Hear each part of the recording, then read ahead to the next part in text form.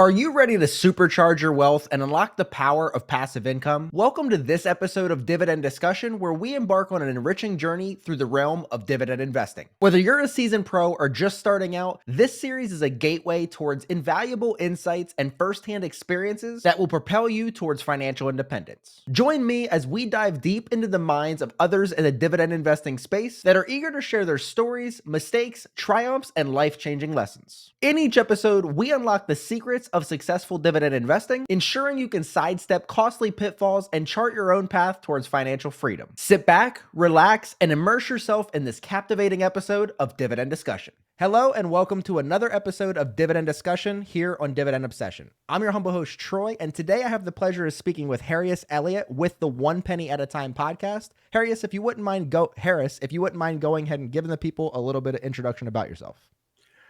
Hey, Troy. Thank you so much, first and foremost, for having me on the show. I'm excited to get to talk to somebody new in the community, as that's actually one of my favorite things that we have through this medium. My name is Harris Elliott. I am 31 years old. I'm currently living in Austin, Texas. I am based out of the beautiful island of Puerto Rico in the Caribbean. I have been following the market since probably like 2018, 19. I didn't start investing until April 2022. Reason why? Actually, I my main focus before investing was actually saving up to get a house. And once I established that, especially in Austin, you know what, all these companies moving here, it was like a very small window to get in. Got the house, and now I've been building out my portfolio, which I then created a podcast with to kind of treat it as kind of like a diary and just for me to hold myself accountable. Also, I had nobody to talk stocks with. So I wanted to create an avenue for me to get artistic and creative to kind of tie it all in together. That's very cool. Yeah, I like that. So that's actually leads into my first question. Great. So I said, when did you begin your investing journey? Which you said around 2022. And then Yeah. what got you into dividend stocks specifically? Sure. So kind of how I said, a little bit of context to it. January 2020 had an like a one of those aha moments where I was working really hard. I had nothing to show for all the hard work I was doing. So that's kind of where, with through my regular, 9 to 5 job, I added a side hustle on top of that on the weekends to then build up like a down payment on the house and all that kind of stuff. Funny story is I did buy some stocks in 2018 when I was learning about it. Back then, I actually bought a share of Disney at $80 a share. It is, I think, right around the same now. So it's kind of crazy how that all works out.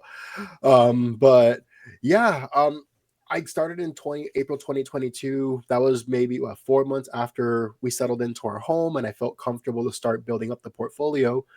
I just, for dividends specifically, I always give credit to PPC Ian on YouTube. Mhm. He is the OG into dividend investing.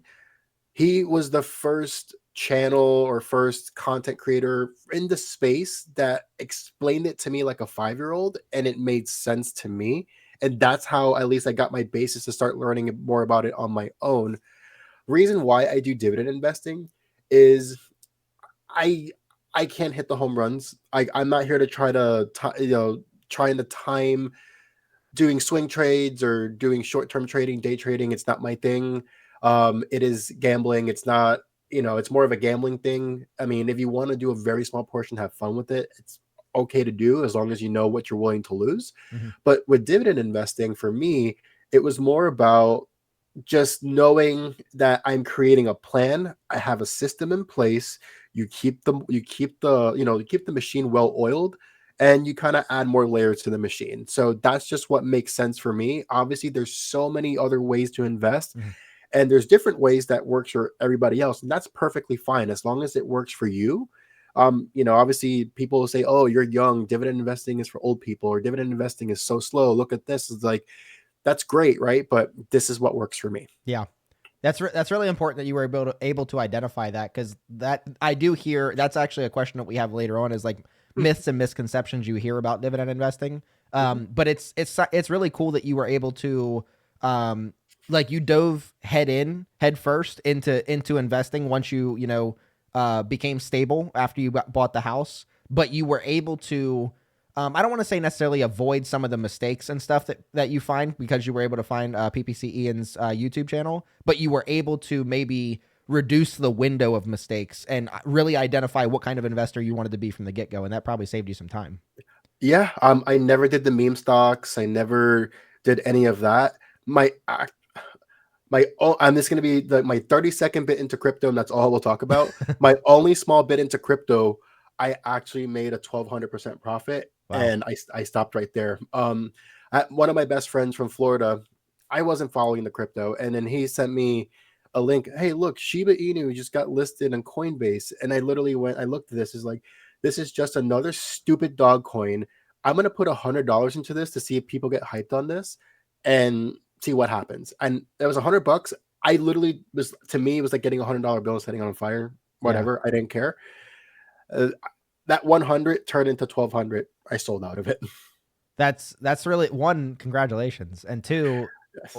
double congratulations for realizing that it wasn't you that was some kind of genius and you just took your money and ran. I'll tell you the reason why I sold it. With dividend investing, I check my portfolio a couple of times a day, right? Mhm. With that, I was checking my phone like 30 times a day. I wake up at 3 in the morning to check how the price was doing, and Yeah, that because was there's very no closed unhealthy. market on crypto. It's unhealthy, Yeah. and it's like, nope, Yeah. can't do it. Yeah. That's well, kudos to you, man. Kudos. Mhm. Okay. So we spoke about this a little bit pre-interview. So what is your biggest dividend mistake? And more importantly than the mistake, I always like to ask, what is the lesson that you learned from that mistake? Okay, so I'm trying to think because I'm gonna do this one, and I don't think I've actually mentioned. I mean, I've mentioned this to a degree, right? Um, I never got really involved chasing yields that much, Mhm. to be completely honest. I mean, I think the one that I did sold was AT&T, but I got into AT&T at such a low price compared to many others in the market. So even when I sold out of it, it wasn't that big of a deal. Mhm. Right now, if you were to ask me, my biggest mistake is actually not following one of my base rules, which is no individual holding exceeding 5% on value. Mm. Obviously, ETFs and all that's excluded. When I started my Roth, I did a big lump sum to start off like the Roth. I did a pretty big buy into Realty Income at like 64 and change. And I said I don't regret buying the holding, right? Because even though it's getting clobbered right now, but who isn't in real estate practically? Yeah. Um, by putting that much high allocation into Realty Income, it has affected the overall performance of the portfolio. So by breaking that one rule of going way too above what I set, it's now biting me in the butt. Mhm.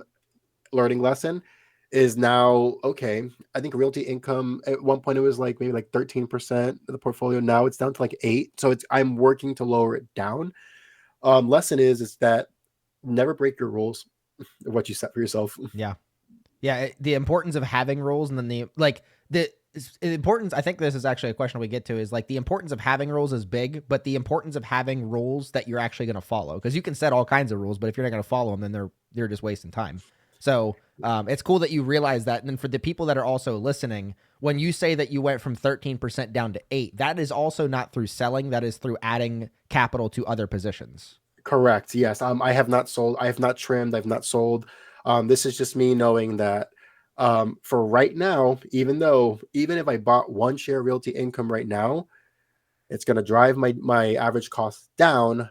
I cannot add to that position until I reach a certain threshold. It's a discipline thing, and it's very tempting to, because one share is going to bring that price down pretty significantly. Yeah. But I need to build out everything else until once that gets under 6%, even though it's still over my 5% rule, maybe I'll add a little bit then. But it's sticking to the rules. Yeah. Yeah. And I wonder, like, that's something that I've wondered personally as well, is like, okay, because I only have 11 stocks in my actual taxable account. I have only ETFs and Tesla in my Roth IRA.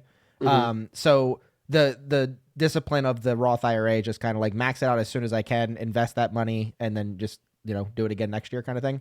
Set and forget. Yeah, yeah. I didn't want to look at it. Like, I have VNQ as my real estate holding in my Roth IRA. I didn't want to, oh, do I like Vici? Do I like Realty Income? I didn't want to go back ABR. Like, I didn't want to do all that. So I was like, all right, VNQ, call it and done. Fair enough. And then with my taxable account, I have 11 holdings. So I quite literally can't have things under 5% because I don't have enough holdings. So it was one of Yeah. those things where like my big like quote unquote dog of my portfolio is NextEra Energy. Hmm. And I'm trying to figure out like at the beginning of the month when I add my money to invest in there, would it be better just to buy as much as I'm gonna buy? Because I, say I have $1,000 or say $1,100, I'm gonna put $100 into each stock. This isn't how it works, but pretend. Do I put my $100 into NextEra Energy the day I put all that money in to quickly lower my cost basis? Or do I do that over the month like I've been doing? Because there's a chance that, like, say NextEra is at 68 at the beginning of the month, but it's at 62 at the end of the month. So the stocks I'm buying or the shares I'm buying at the end of the month are actually lowering my cost basis quicker, even though it's with less money. So I don't know. It's one of the things that I'm balancing. And that is a very hard thing for you to be disciplined on. Cause like you said, you could, for a fact you can substantially lower your cost basis on realty income today, but then you're re-breaking the rule that you already broke. But then, at the end of the day, the idea is to get your cost basis as low as you can so you Yep. can make more money. So, I mean, that is a tricky position. Yeah. So right now, when I look at my portfolio, and obviously I've said this in my podcast in August that September is historically the worst month in the market, and we are very well seeing that right now. Mm-hmm. Like no surprise. Right now, when I look at my portfolio, um, it said ETFs are excluded, right? I don't care if my ETFs are over 5%. If I see that my ETF is either in the red or close to it, that gets priority Mm-hmm. because that's just an opportunity. But then I also look at my portfolio for those solid blue chip companies. If any of those are in the red, like Johnson & Johnson, Waste Management, those companies they're overpriced right now, and I understand that. But if I find an opportunity to get anything close to my cost or lower my cost on it, that gets priority just because those are harder to add to. So it's just looking at your portfolio and understanding where you're at weight wise and knowing that, okay, the best. I'll use Johnson and Johnson example. Anytime Johnson and Johnson reaches a dividend yield percent of 3%, I take advantage of that. Mm. That's a really good way to look at it too. So I was just going to ask you kind of the flip side of that coin. So again, Yeah. selfishly, I own Costco. It's my newest position. I sold Nvidia, which of course it went up 20 something percent after I sold it because why not? But I sold Nvidia because it didn't meet my portfolio criteria. Like when I Mhm. bought it strictly because I went to a Facebook group. Everybody was talking about it. I just bought it. That was it. Those are always the stocks you have the least amount of Yeah. conviction on because I didn't decide Well, I wanted that stock. you did a good one though in picking Yeah, that one. yeah. It wasn't, it wasn't GameStop, but so I did Nvidia. I sold it at a 55% profit, so I made good money. I always wanted Costco. Costco fit all my criteria. I bought Costco. So how, in your experience, how do you handle a situation where as soon as I bought Costco, it like had like a 30-day streak of like not going down at all. Mhm. So every day when I buy, I'm technically increasing my cost basis. But I know a lot of people, for example, the stocks that people always talk about are Apple and Microsoft, Mhm. where they wait for a certain price to come up that never comes up. So like I don't want to Mhm. do that with Costco where it's like, "Oh, I want to wait for Costco to get at or below my cost basis cuz then I might never get to that price again and I miss out adding share. Yeah, I might add a share at 530 when I bought it at 500, but it's better than waiting 10 years and buying a share at 670 because I didn't buy any at 520, 530." Yeah, so that's a very good question. And I don't necessarily follow the rule where it's like, hey, if it's in the green, I don't add, Mm-hmm. right? It's just always looking for me when I'm going to make my contribution is what's the best opportunity. And sometimes, maybe Johnson and Johnson's maybe up for me 3, 4, 5%. But if I look at then, okay, well, hypothetically, right? I'm big on fractional investing Mm-hmm. just Yep. because it just I rather own a small piece of the pie than the whole, whatever I can get at Well, my you'd hands rather own on. a small piece of gold than a big dog turd. Like, And like exactly, and build it out. yeah. But like there's like 1 month where I like to play the way I've done when investing is making it into like a game Mm-hmm. or into making like mini challenges for yourself because it keeps you engaged and it keeps you interested, right? Because look, we all know that this style of investing is very boring, right? Yep. We all know that we're not here telling you this is a water slide, shebang, boom, boom, right? Yep. But I like 1 month I did a game where I only added to positions that if I added the money, it would round it up to the next share. So, for example, it was like, let's say I had 4.80 shares of something. I added money to bring that up to 5. Mm. I've done really different things just to try it out to understand the psychology part of investing. And there's times where like I think I did that with the ETF. I was up like 20 something percent, 30 something percent on, but it just rounded it up. So it's just finding different ways every month.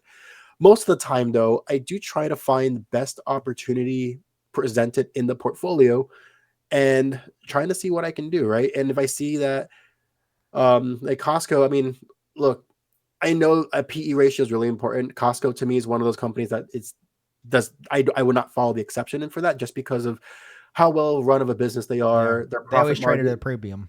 I mean, it always does, Yep. and that was a big struggle I had at McDonald's for a long time. That was the last position that I added. There's certain holdings that you just bite the bullet on. You love the business, you just got to bite the bullet and add to it. So for something like Costco, if I was to do something like that, I would add it in small tranches just to get my feet wet. So whether it's like like $50 contributions or whatever number I want to set, but then if I see an opportunity where then it starts dipping or whatever, then I'll go heavier. So even if it was up a lot and I still love the business, I just add in smaller tranches, Mhm. just kind of how you talked about ensuring that you're building out the position over time because you don't want to get stuck and then it's like, well, I'm up 60%, but I only have 2 shares because Yeah. I never bought. Yeah. Yeah. Versus being up 45%, but you own 10 shares. Exactly. Yeah. Okay. So, not a scripted question. So, an impromptu question. When you were Hmm. mentioning like looking through your portfolio for the biggest opportunity, Hmm. how do you like? This is where I struggle as a dividend investor. Is like I call it like informational paralysis, where like I just okay this, but what about this? But what about like I do that all the time. So, if you had, let's just say two stocks, let's pretend they're Apple and Microsoft because they're largely very similar companies, very great companies, all the things. If Hmm. you have a position in Apple that's down 4%, and then a position in Microsoft that is down, like just say down 4% also. Like, do you split that money, or do you say like one, like, or let's just say it's Apple and Costco, where Hmm. Apple, like say you're down 4% in Apple, but then Costco, it never really goes down. Like you're always making money on it, but you know you want to build that position. So how do you determine which one is the opportunity? Like Apple, you could lower your cost basis, but Costco, you could, like you said, build that position to where when it does go up or it keeps going up, you're going to make more money. Good question. For me, a big thing that I'm gonna have to use as the way to kind of like levy it, it's what are the percentage weights on both of those. Mm-hmm. If they were both very lowly owned, like allocation wise, I'd and that at least with that scenario you gave me, I would consider doing a 50-50. If I have like Okay. $300, 150 to you, 150 to you.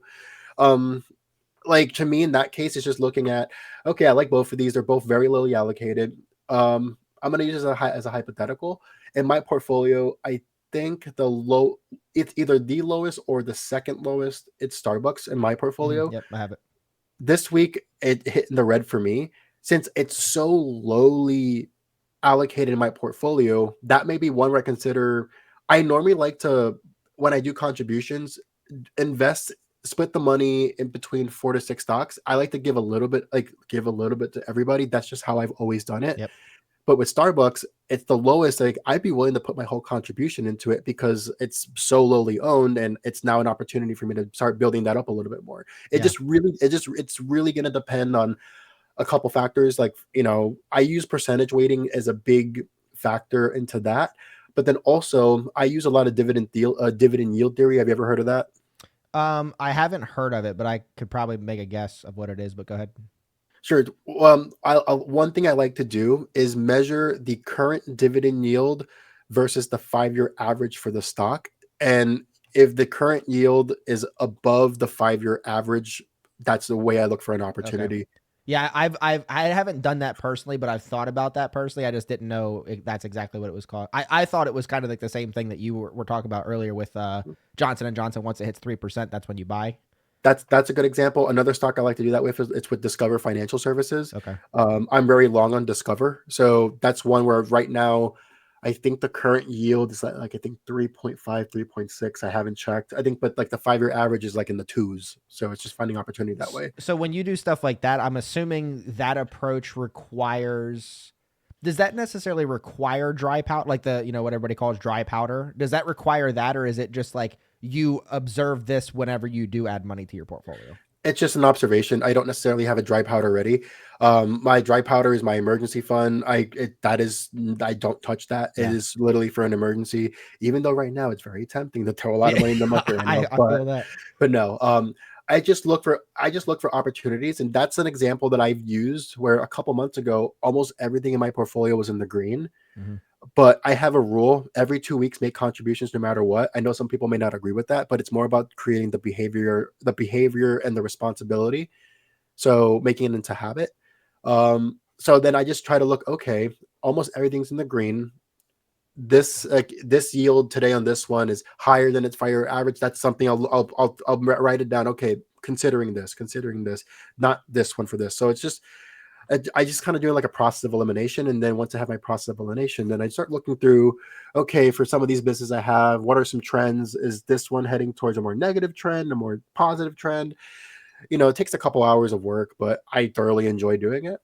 Yeah. That's big. And it's yeah, I personally add at the beginning of the month every month.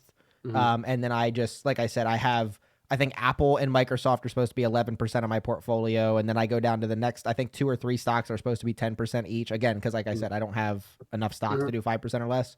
And then I think the lowest one is 8%, and that's like my Starbucks, Illinois Toolworks, stuff like that. So Hmm. every day I add it, I update my spreadsheet every day, and like it balances out. Like, okay, in order to keep this at 8% of your holdings and investing over the next 20 days, you want to put $6.32 in it.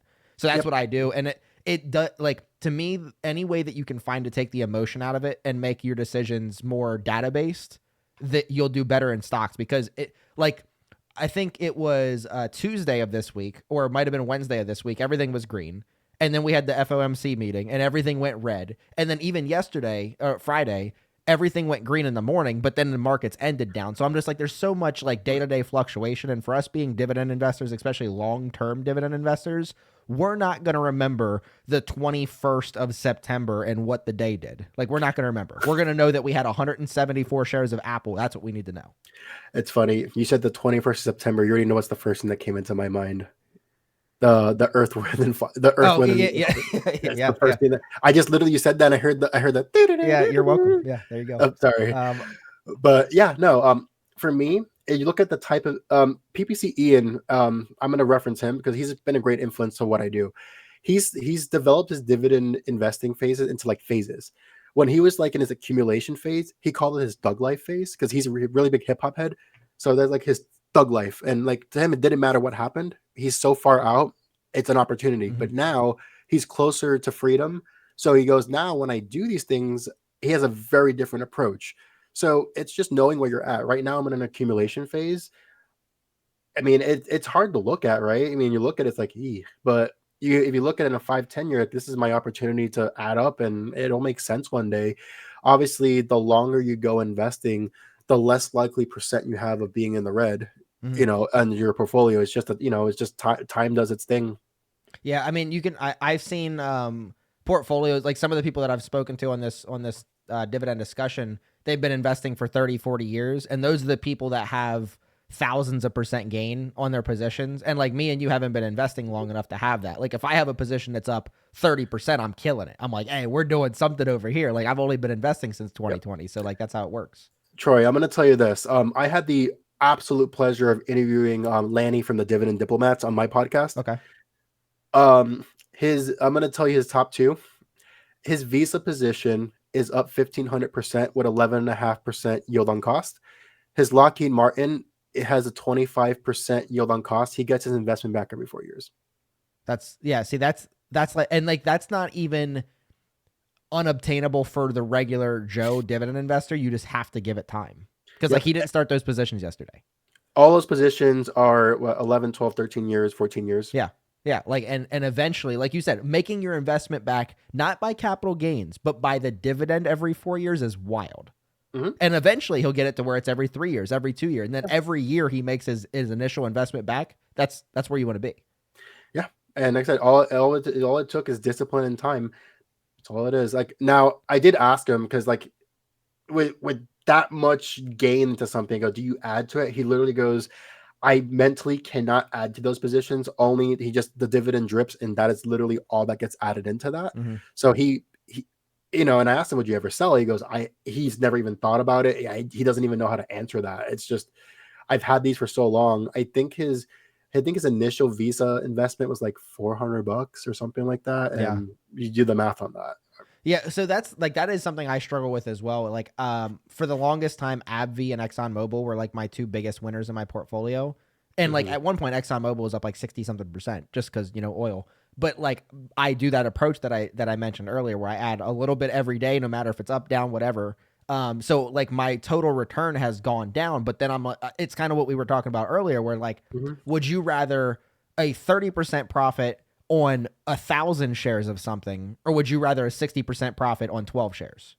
Yeah. And it's just understanding, right? And I think that's where it comes to every stock in your portfolio has a function or a job, and you Mm-hmm. need to understand what that function is, right? And that's a big thing. If you know this one is going to be your growth compounder, then you have to understand that. I'm going to use. I know this stock gets a lot of hate. It's Jeppy. Mm-hmm. Well, that or the fund, I guess I should say. Like people ask me why the heck do you have Jeppy? It's flat. I go, pretty much it is flat, but I understand what its job is with the stock movement and the dividends received, total return of 10%. And it does that for me. But I think that's also like my bottom three of allocation. I don't put a lot of money into it, but for the little bit I have, it has a job and it's doing its job. Yeah. This isn't going to be my 2x, 3x. It's just this has its job, and it's understanding what each piece of your portfolio has. Like hypothetically for me, am for utilities and for consumer staples, I actually ETF those out. Utilities, because I have no interest in doing research in utilities. I'm going to be the first one to say it. I don't care. Yeah. And that's XLU, which is the spider fund for utilities. Yeah. XLP, which is the one for consumer staples. There's just so many products that I like that it was just too hard to like, you know, Yeah. I don't want to have like a Coke, a Pepsi, and then all these others and then build these out individually. I just looked at it, it's like let's just build this out into one ETF, and Yeah. I don't mind it that way. It gets a little annoying sometimes because it's nice because like Coke pays in a different month, Pepsi pays in a different month, and this say Walmart pays in a different month, but this just pays all in March. So it's just that kind of gets annoying to it, but it's the easier way for me mentally to build out the position and not ignore a position. Yeah. Yeah. I like that a lot. And that's actually a really good segue into the next question. So, like, Mhm. when you first started in 2022 to now, has your investing style changed at all? And then how so? It has. Well, it has in a way. So when I started, the way I started off my portfolio was I picked 30 companies of either products that I used in my everyday or business that I understood. That's how I started off. Like it's like we're gonna start these off, and as we go, we're gonna start learning about the companies. It's my way to teach myself and get more involved with my holdings. Mm-hmm. As I started going through the first couple months of it, where I go, it's like, okay, well, I'm getting dividends for all these, but like pennies on the dollar. It's like Yep. I'm not really building a lot of these out. So then that's where I kind of came into like more, let's consolidate things. What can I consolidate? And I went heavier on ETFs. When I started, I didn't really want to be as heavy into ETF as I originally thought, and that's something that I changed. And so making things more simpler for myself and then understanding what individual business is the one that I really want to hold and build out versus where if it's in an ETF and I can live with that small percentage of exposure into there and I can live with that. And I did that with Apple and Microsoft. And I looked at the individual holdings for them. Like I said, I love the businesses, but it was easier for me to build them out through ETFs. And then also, with tech stocks, they move up and down more frequently, like more frequently than other stocks. And I don't know if I would have been the most disciplined or the best to handle such big price movements like that. So, like I said, if I would have held Microsoft and Apple individually, I would have been kicking butt. But would have I build those out? And that's just my big question with it. Yeah. Yeah. I mean, you have to, like, that's your risk tolerance to like volatility and stuff like that. And I mean, that's important to know for each individual investor. Like, everybody can say, oh, yeah, I don't care. I got 30 years left. But like, if open your portfolio one day and you're down 11%, like, and when you first start and you're down 11%, like, it's different, Yeah. different emotions. Like, when you first start and you're down 11%, you're like, oh, stock market's a scam, like all those kind of things. But then you're Yeah, also dealing with smaller amounts of money. But then when yeah. you're more experienced, you're like, oh, I know this is just ebbs and flows. But then if you're, $100,000 portfolio and you're down 11%, you're just like, hey, that's a lot of money. Like it's no longer chump change. I'm gonna tell you this, Troy. The bigger my portfolio gets, the easier it is for me to see it go down, or like to deal with like the movements. Yep, that's the What? experience. Yeah. Yep, When I started off though, it was harder to. It was really harder to yep. absorb or to realize. But now it's like, look, right now, there's like Target's double digit loss and Realty Income's double digit loss for me. I just understand the businesses as far as like where they're at with it. And I know Realty Income's probably going to go sub $50. I'm going to be very honest with interest rates are not going to go down next year, in my honest opinion. Right now, in the short term, you do get a very good risk-free return through CDs, high yield savings accounts, treasury bills. And then right now, the reason why there's a big sell-off this week is because there's a lot more of the bigger corporations going into bonds because of the risk. Mm-hmm. So that affects real estate. That affects things where higher yielding stocks. It's it's very likely that maybe, right? I'm not a psychic. It's not financial advice. I'm not saying this is going to happen, but Realty Income could hit the low 40s as it did in early pandemic. It's possible, but And you what still I wouldn't add? it depends, right? It's gonna depend where the portfolio's at and all that, but it's just understanding is like this is part of where we're at. It's very rare that we see high interest rates like this. Mm-hmm. But I think the last time that I can even recall hearing CDs being close to 6%, I remember my grandmother telling me stories when she bought like CDs in like I think like the 80s or the 90s being that high. To the longest time, when I've been growing up, CDs were like 2 point Mm-hmm. something. Like it's very rare to see this. And on a short term, some people like, it's risk free. I'm okay with it. But then you got to look at the 5, 10, 15 year. What's gonna perform better? So it's just finding a balance into it. And honestly, and people tell me, hey, I have an extra 5 grand. I might need this in a year. And it's like right now, high yield savings or a CD, if you need this in a year, you just want to park and make some extra money, it makes sense. Yeah. Don't put that in the market, you know? It's Yeah. just finding that balance with everything. You should not be I'm only putting money in the stock market and that's it. You need to find all the avenues and it's just splitting and allocating your risk, right? Because you never want all your eggs into one basket. Yeah, I agree with that. Yeah, it's there are a lot of different avenues, and it's about educating yourself on which ones are good, why they're good, when they are good, and when they aren't good. Like all those things are important to understand. Okay, so next question is, what are your short term goals with dividend investing, and then your ultimate like long term goals? So let's say short term is under a year, so under the next 12 months, and then long term is everything else. Under a year, it's just continue building out. And this is gonna sound really dumb, but it's not dumb to me. And as long as it's not dumb to me, that's what matters. Yeah. I'm all about setting big, like, your home run goals, but then you need those mini goals Mm-hmm. to help keep driving you and motivating you to get to the big goals. A goal that I set for myself for next year is I think right now I'm at 20 positions or 19 positions overall. Every position and every payout, so whether it's monthly or quarterly, depends, all of them have to be paying me at least $5 for a dividend payout. Yep.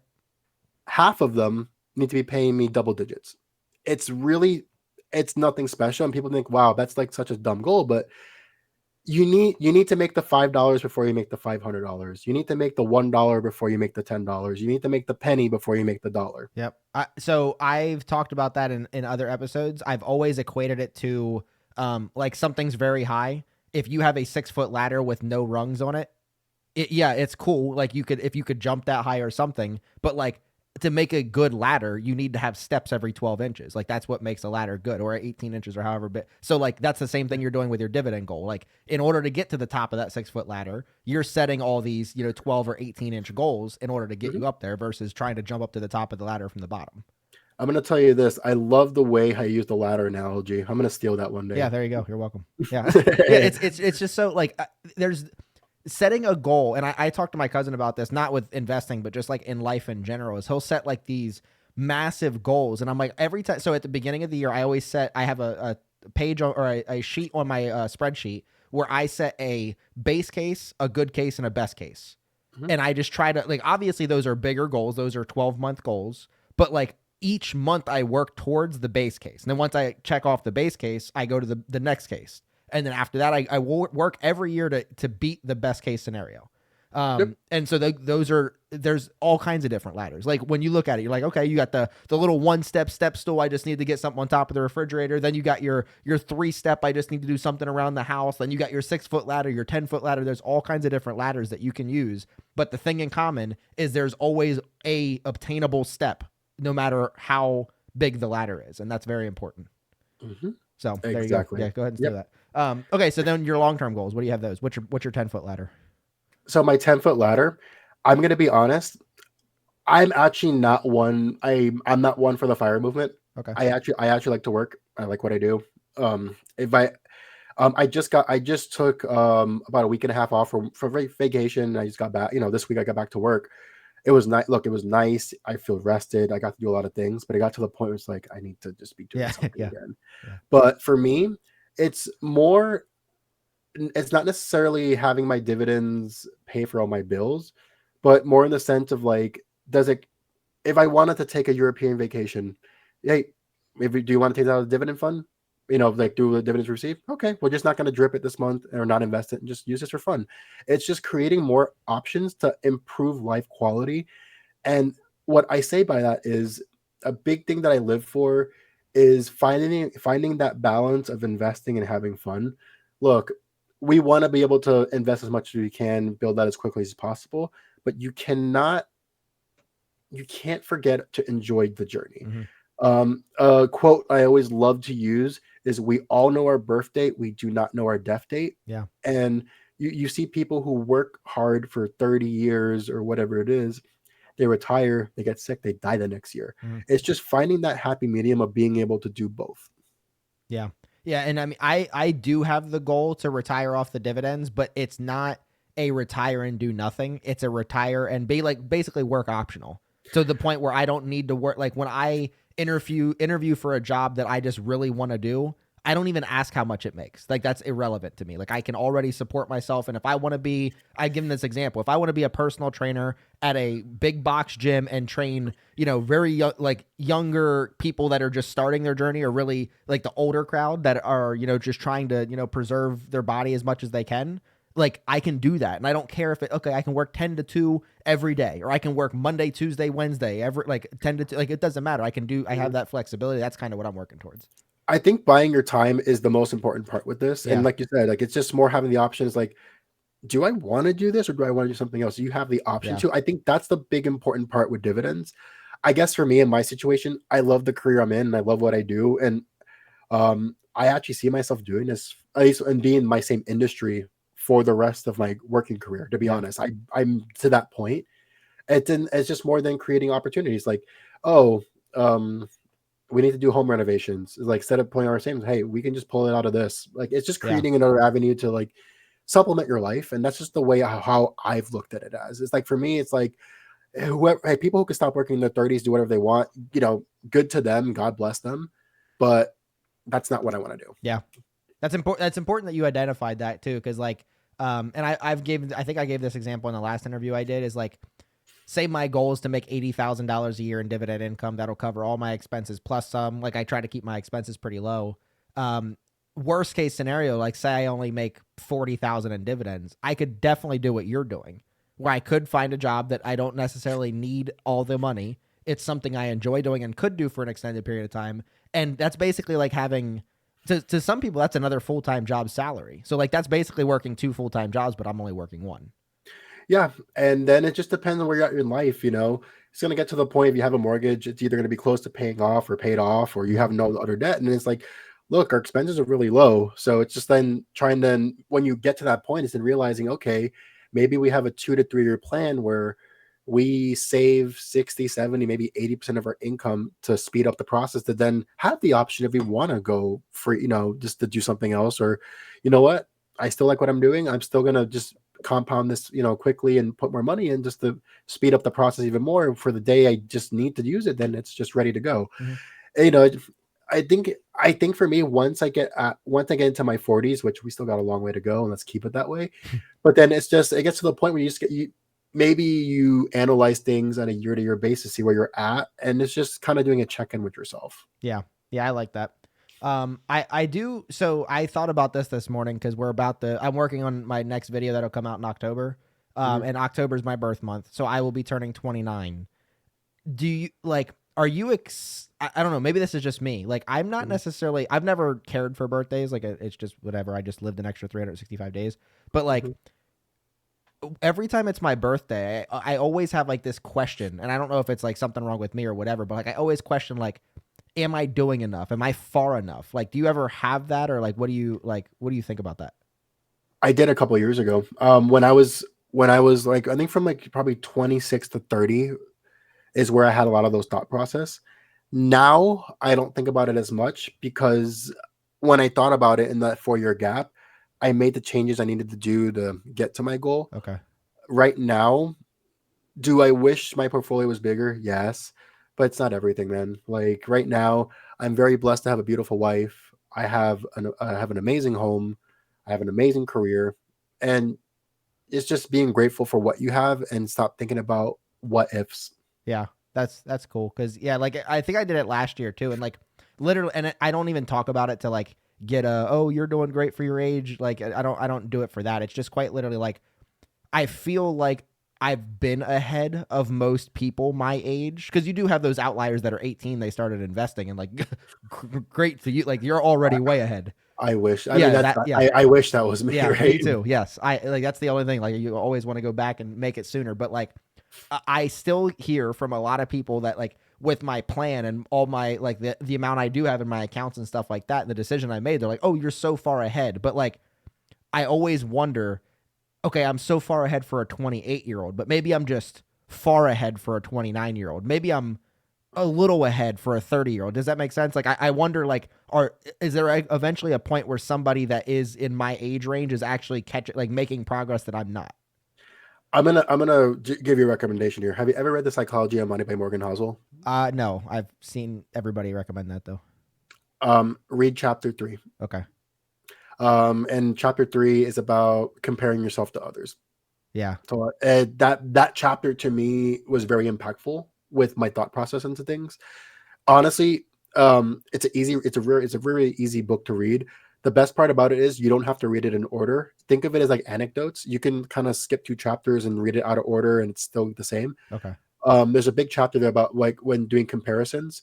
If you ever wanted to, just look at like just Google just what chapter 3 is, or maybe somebody made a YouTube video about it or something, and then learning that chapter I think may help you out with that thought process. Okay. Yeah, yeah, and I know they say that compare what is it? Comparison's the thief of joy and stuff like that. Like I know that, and it's not even like I'm trying to say like, oh, am I further than you? Like it's not even that. It's just like I want to at least maintain my distance I had between people because I do have goals that are they will come quick. Like, if I want to retire by 50 and normal retirement age is 65, I need to stay well ahead of everybody else in order to Mhm. make their 65 my 50. Like that's just how that works. So I Yep. basically am doing it to like say, okay, I can't lose ground because I need to be, oh, you're very well off for your age the whole time because I need to do like I need to move those timelines up. So I mean that's kind of what I mean at the end of the day you're not wrong. Like that is what it Mhm. is. It is comparison. And it is the thief of joy and all those things. So I definitely will give that a read because yeah, I don't feel like I'm doing it to say I'm better than anybody else. I'm just doing it from the point of view of like, hey,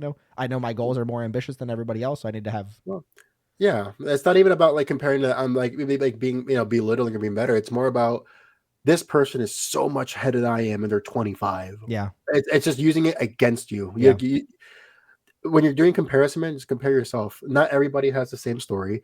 For example, that person could be making 10 times more than you, but maybe their budgeting sucks, or mhm, maybe their life situation or their health is different. Like it's just like for me, is always look at yourself with that, man. And it's the best advice I can give. When I stopped comparing, oh my God, this person, and I usually say like in like content creation or through anything, like content creation is like this person is so much bigger than me, or this portfolio is bigger than me. Don't look at it that way.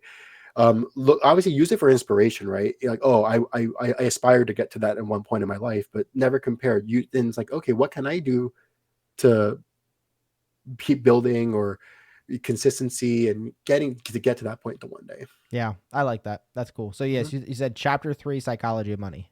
Yep. Okay. All right. So next thing, speaking of, I mean, this is comparing you to you. So what are your biggest, do you have a biggest selling regret or a biggest buying brag? Selling regret, no, to be completely honest. It's been such a short time. I don't really have that crazy story yet. A buying brag do. I do. Back in 2018, I was dabbling in stocks and learning, had no idea what I was doing. There is this stock called Blue Apron. Are you familiar with that company? Is that like a meal prep thing that sends all the stuff to your house? Yep. At one point, it was trading in like 80 cents a share. I was buying it because it's so cheap. I can afford to buy a bunch of these shares. That normally backfires. Normally, Yes. it does. I got to the point, and I was living in Orlando still, and then I moved to Austin. I left that I forgot I had that money in there. In March 2020, when the pandemic happened, that stock was trading around $15-$16 a share, and I sold them. So that would be now the only thing. See, and that's kind of the same thing with my Nvidia story that I told you earlier. You Mhm. made so much money that you don't regret it, but then in 10 years of Blue Apron's $300, like Oh no. Oh no, I have no regrets. Blue Aprons right now. I mean, I have not checked that stock, and I'm gonna check it right now. The last time I checked it was like $3 and something. I haven't heard of it blowing up, so I'm gonna assume it's still down there. I would not be surprised if it's under $3 right now. I'm really curious now because I don't actively look at that because I would never invest in that company ever again. Yeah. I just did it as a dumb thing because oh, it's cheap enough. I can afford a bunch of shares. See, I'm trying to find this now. I'm trying to look it up through like my investing. I don't know the ticker. I just write the company's not coming out. I'm gonna look up in Google right now. Yeah, I mean that's so you've had like really I don't want to call it good luck because I had an interview a while ago and they said that luck is what you call I forget his exact quote. He said something to the effect of like luck is what you call fortune of people that you don't like. Yes, so it's at $6.14. Oh, look at A. See, it's Yeah, coming back. It's coming back. but still, I made so much money off of it. Yeah. Yeah. I'm I'm happy I'm with the that. same exact way with Yeah. Nvidia. Like, yeah, it sucked. Like literally, I kid you not. I think it was 3 days after I sold Nvidia, they had earnings, and then they Mhm. went up 24% after hours. And literally, like, it was that close. And like, yeah, that does stink. It was that close to getting even more money. But like I said, 55% profit. I held it for like a year and a half. I cost averaged down, then it went up. Like I'm okay with it. I put my money into Mhm. Costco. Like where everything's good. If it's always like they always say that the bears make money, the bulls make money, but it's the pigs that get slaughtered kind of thing. So if you Mhm. just get greedy, like you're the one that's going to pay. If Yep. you're skeptical or optimistic or whatever it is, either way you can make money doing both of those things, but just don't be greedy. Yep.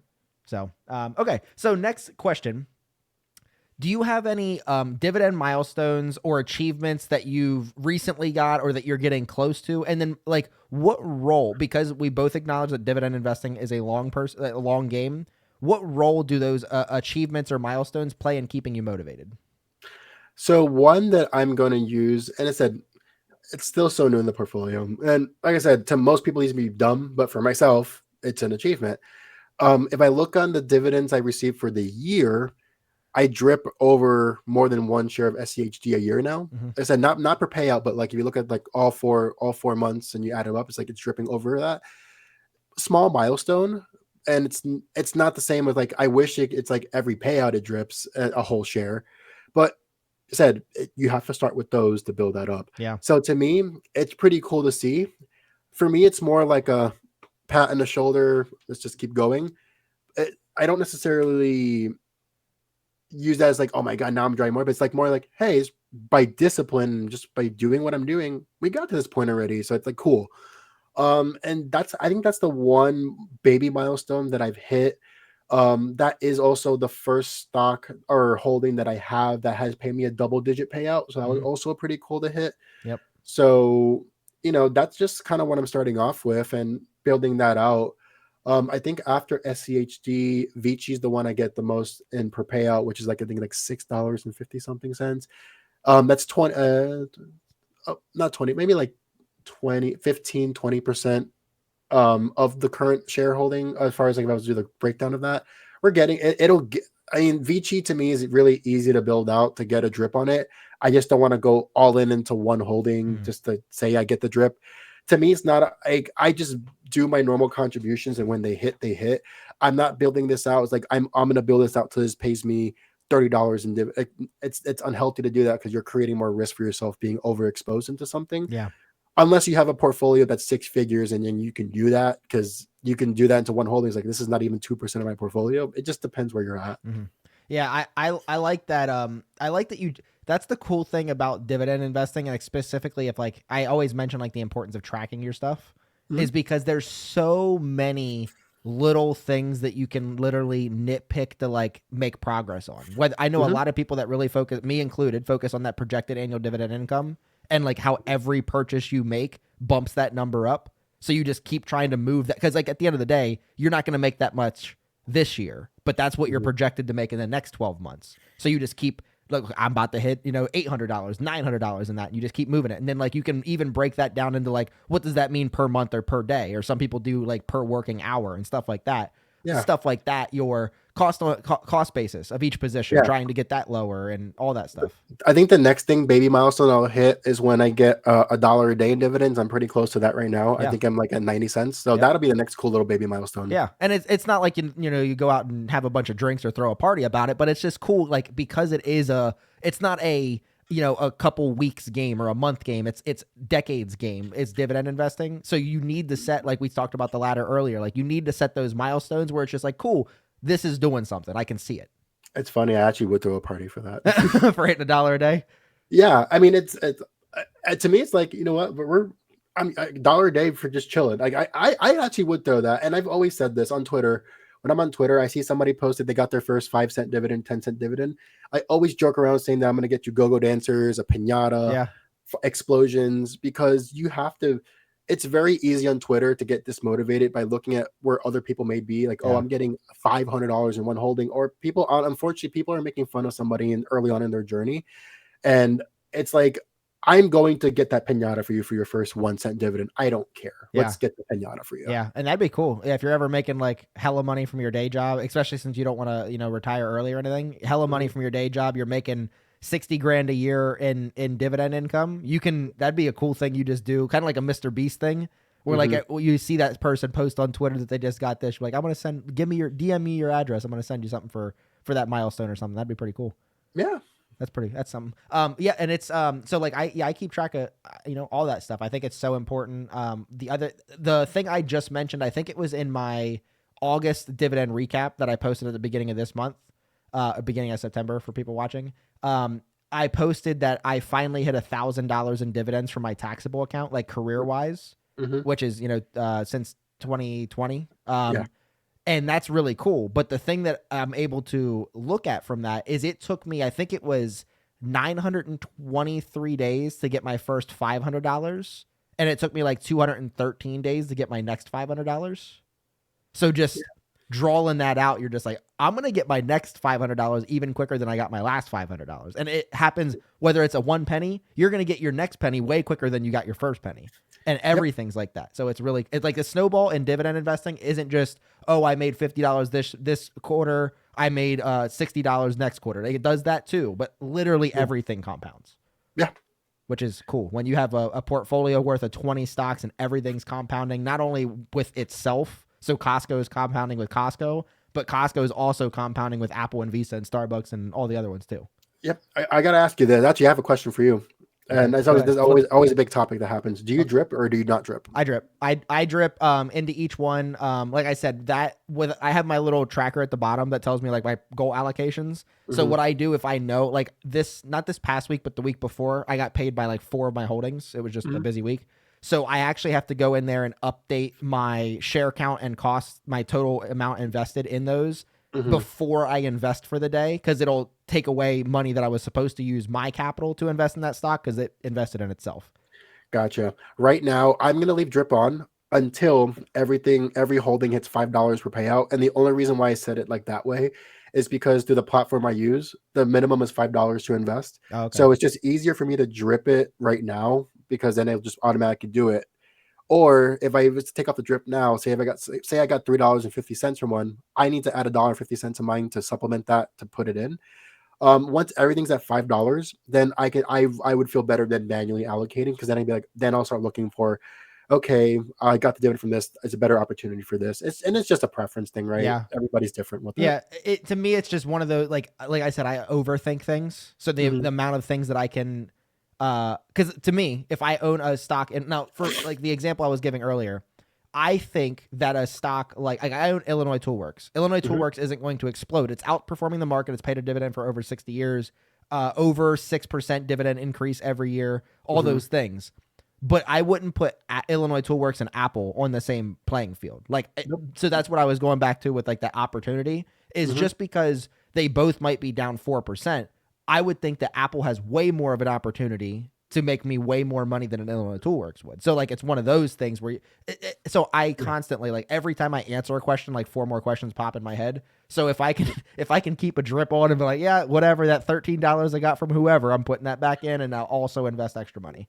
Yeah, and it's like it's kind of coming back to what I said earlier. Just knowing what job that holding does for you. Mm-hmm. It's just knowing, understanding its purpose, right? Yep. It's like as long as you understand what it's doing, and as long as it's doing what it's supposed to do, then it's good. Yeah, yeah, I like that. Okay, so this one might not apply to you too much, but maybe you can give me some wisdom on what you think in my situation. So the question that I ask everybody is, when or how do you know enough is enough? So like as far as your dividend income, for me, I want to retire early. I want to retire off of this dividend income. But speaking to what we were just speaking about with compounding and how what you can make, I have 22 years left or 21, depending on how you want to look at it. So Hmm. 22 years left. In the 22nd year, say I can make $80,000 in dividends. If I Hmm. wait just one more year, that could be $88,000 in dividends. And then one more year could be, $100,000 in dividends. So like how would you know, or what would be your advice to somebody for knowing when enough is enough? I'm gonna be honest. I've never thought about it for me right now. Just to be, I have not had that thought for myself. I think the big thing I always tell people is, what is your goal with this?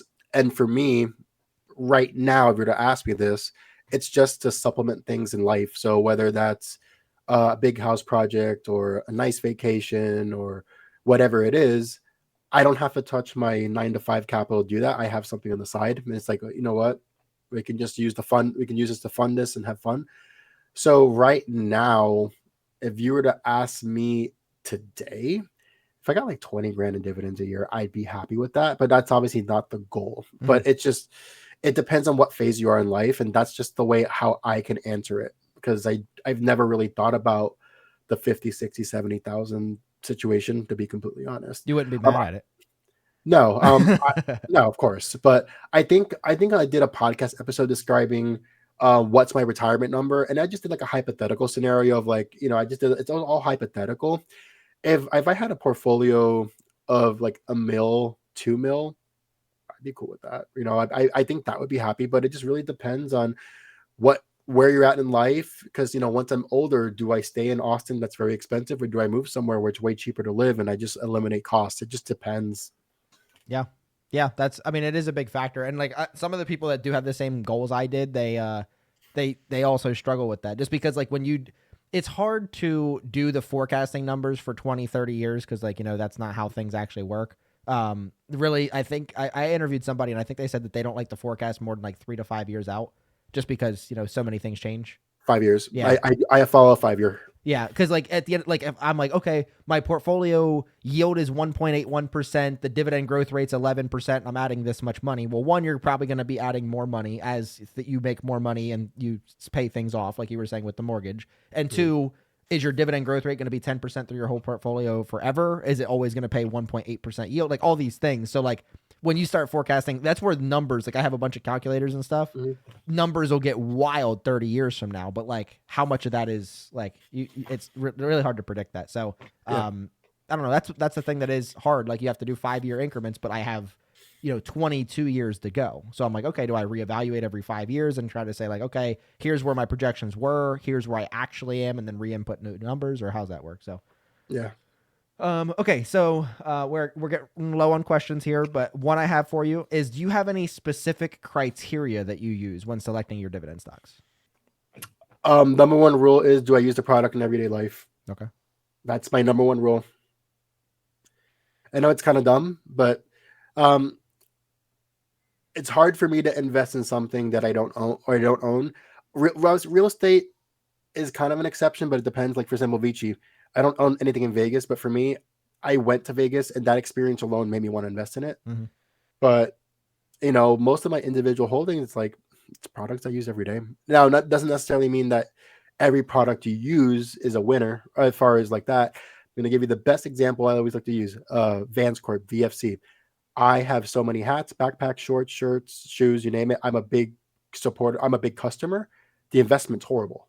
So it's just understanding first rule I use, if I use it, yes or no, then let's start looking into the company. Doesn't necessarily mean that I'm going to invest in it just because I use it. There's also a surprising amount of companies that you see on a day-to-day basis that you didn't people don't know pay dividends. Yeah. Like literally the wife will get mad at me because like we'll be watching TV and it'll be an AbbVie commercial. I'm like, they pay a dividend, and it'll be a Cracker Barrel commercial. Like they pay a dividend. Like and she's like, shut up already. Like I know everything pays a dividend. I do the same thing too. Yeah. I do that too. Like literally, when we go to the supermarket, we look at it. I look at it. Oh, this company makes this. Yeah. yeah. That and like that to that point. I know you were speaking earlier about your ETF that you use for consumer staples, but Pepsi owns everything. Coke owns everything too. Yeah, like Coke is like really. My top three holdings in that is Coke, Pepsi, and Procter & Gamble. Yeah. Procter and Gamble also owns like Coke is more towards like they own a lot of different beverages. Pepsi has the beverages and snacks, and then Procter and Gamble's just like everything else. Yeah. I think Pepsi is 55% snacks, 45% beverage. I think the last time I checked. If I had to pick between Pepsi and Coke, that would be my separate one. I like Pepsi better. I just like the sweetness of it, the sweetness of it. And also I do like the diversification of like Coke is more on the beverage side where Pepsi has both. It's investment, Pepsi, beverage, drink, Coke. Yeah. Yeah, I'm sorry. Coke, to be honest, Coke's better than Pepsi beverage wise. If I go out to, first of all, I just generally get water because it's ridiculous what they can charge you at a restaurant for like a soft drink, like $3 for, and it's not free refills. But anywho, so if I go out to eat and I'm like, hey, I'll take a Pepsi, they're like, we have Coke. I'm like, okay, like I don't care enough. I honestly, don't care either. I'll still drink it. Yeah, I can't, and people crucify me for this. I can't tell a difference between Pepsi and Coke, especially when I'm out in public, unless I have them back to back. No, I can tell a difference. You can? Absolutely. Pepsi is sweeter, right? I think to me, Pepsi is sweeter, but then Coke has more fizz and more bubble to it. At least for me. But no, you give me a beverage and I can tell you, no, this is Pepsi. Yeah, I think my palate just sucks because like I do the same thing with like when the wife makes food. She's like, "Oh, I put a new seasoning in there." I'm like, "It tastes like ground beef to me." Like I don't know. Like they all taste the same to me. Yeah. So there's that. Okay. Anyway, so I know this is a really big question for you. So how important is staying diversified, and what rules do you help set with that? So I know you said you don't like to go over 5%, and it's very like 5% for individual holdings, not ETFs, and then it's really important. So I want to spin this question for you. So I've spoken with a couple people that are actually either already f.i.r.e or they are working towards f.i.r.e.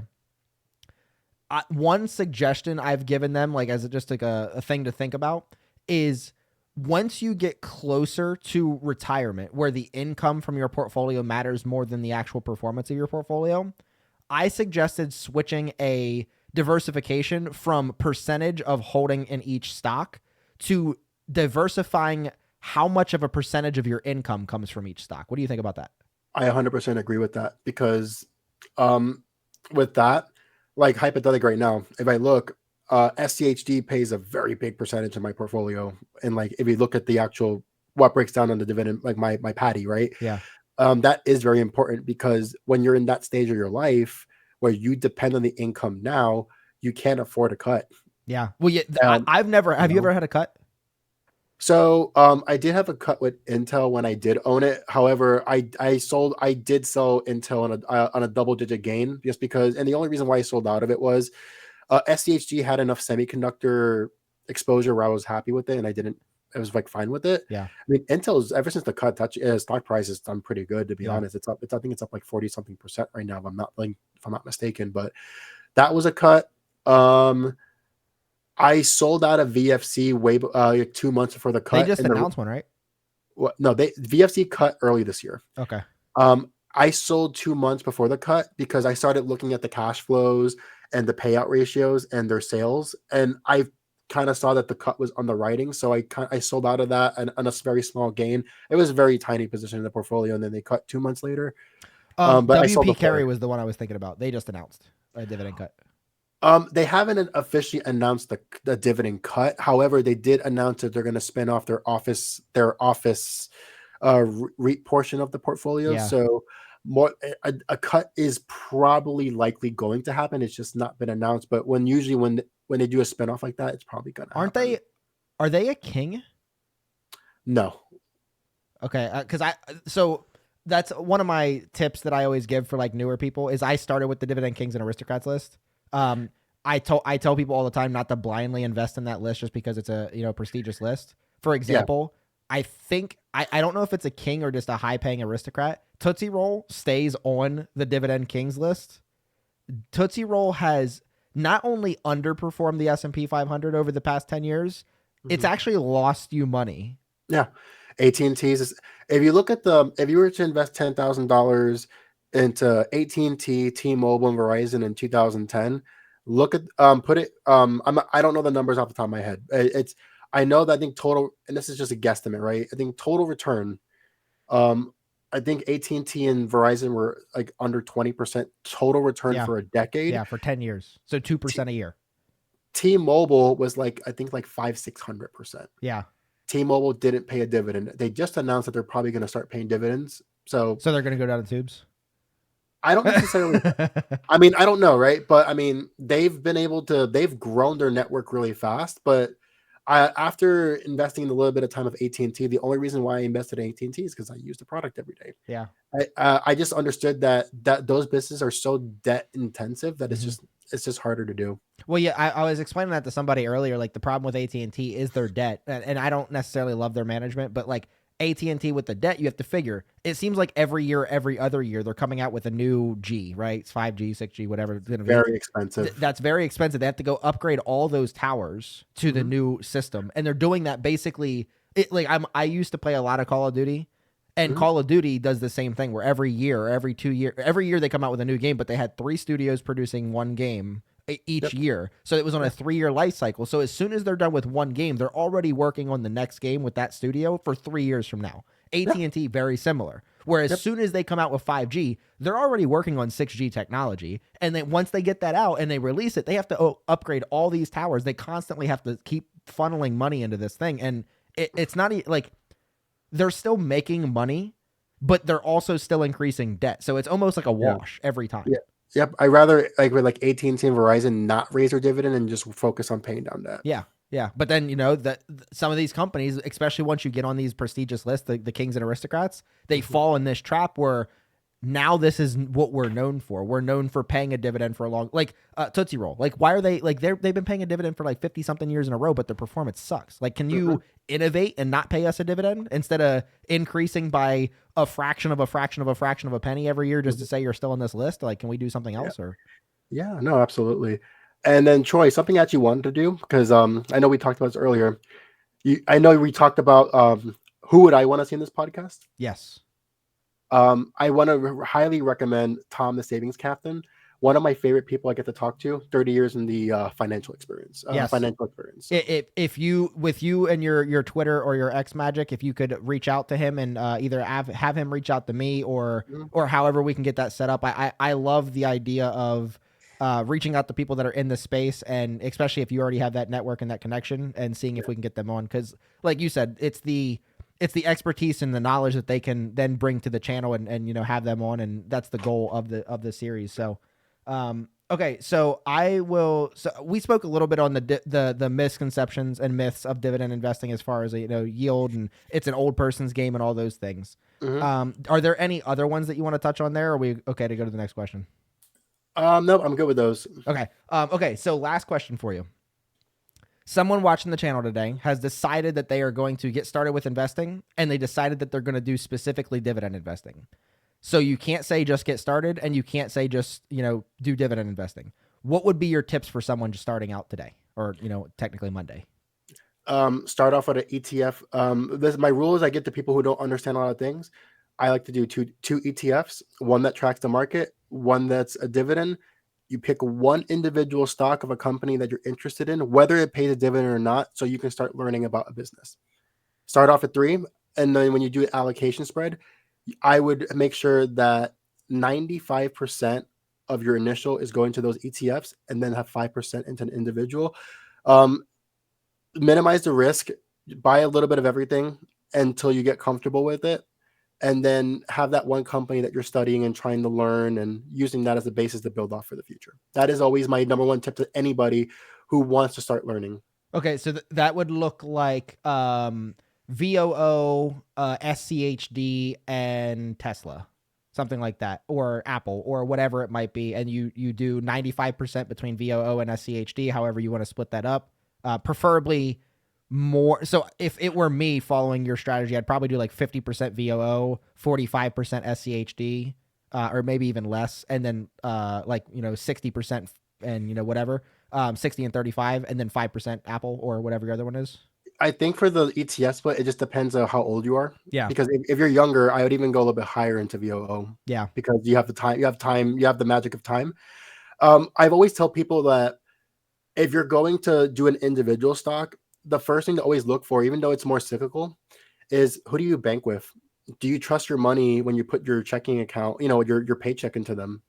That's a good way to start, and not saying to go buy bank stocks, but it's just a way of how do you think, like, if you trust your money and just to make sure your money is safe there, do you trust maybe investing into the stock? And that's just a good way to start off with. I mean, I like your strategy that you used as far as the the two ETFs. Like, I think that's a really good idea. And then also using, like, I think pairing that with your strategy of buying things that you use, because most people have an iPhone, or most people use Windows computers, or most people have a Visa in their wallet or their purse, whatever.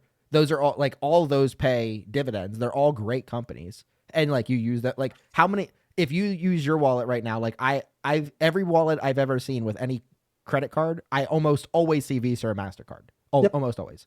So like And both of those are great companies. That's the best way to start it off, and that way you're learning, and when you feel more comfortable, then you spread out from there. Yeah, you can even open up the VOO or SCHD and look at the top holdings. Like, these companies these are really good ETFs. What makes up a really good ETF? And then start doing it that way. Worst case scenario, you never get an interest in any of the other stuff, and you have a really good base of VOO and SCHD, for example. So yep, I like that. Okay, so that is all we have. Big thank you to Elliot for taking time to speak with us, or for Harrius Elliott, sorry, it's all good. for speaking with me today. I appreciate your time. I appreciate your knowledge. And if you wouldn't mind, go ahead and tell the people where they can find you. And I will link all this in the description down below the video. Sure. On Twitter, you can find me at One Penny Podcast, Instagram, One Penny at a Time Podcast. And then you can find the One Penny at a Time Podcast on Spotify, Apple Podcasts, Google Podcasts, wherever you listen to podcasts. And that concludes another insightful episode of Dividend Discussion. I hope you found inspiration and valuable takeaways from our engaging conversation. If you're hungry for more dividend investing wisdom, be sure to subscribe to Dividend Obsession and hit that notification bell to stay up to date with my latest interviews, tips, and strategies. Remember, the journey to financial independence is a marathon, not a sprint. Keep applying the lessons you've learned and stay committed to growing your wealth using dividends. Together, we can create a community of dividend investors sharing knowledge and supporting one another. If you enjoyed this episode, don't hesitate to share it with other investors that are equally passionate about the power of dividends. Let's spread our dividend obsession far and wide. But until next time,